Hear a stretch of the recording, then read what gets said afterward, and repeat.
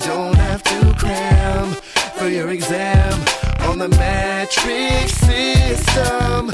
Meters, liters, and grams. Now you don't have to cram for your exam on the metric system. Let me start with the ways you can measure a distance, like the height, mad, tall, or super small. One of these will do you right. If you try walking a meter, it's easy to complete because a meter's just a little bit more than 3 feet. But if you walk in a kilometer, it's gonna take a while. It's 1,000 meters, that's over half a mile. A centimeter's dinky, the width of your pinky. 100 of them go into a meter. You still with me?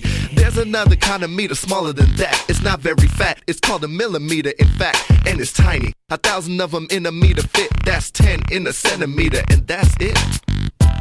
Meters, liters, and grams. Now you don't have to cram for your exam on the metric system.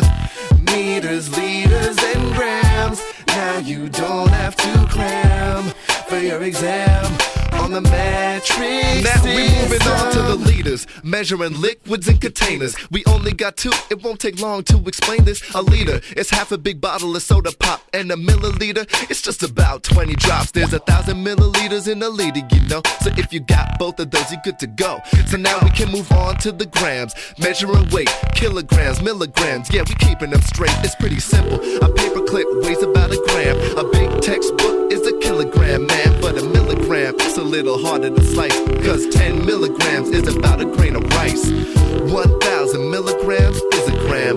1,000 grams in a kilogram. Now we got grams, we also got liters. Put them all together with the meters.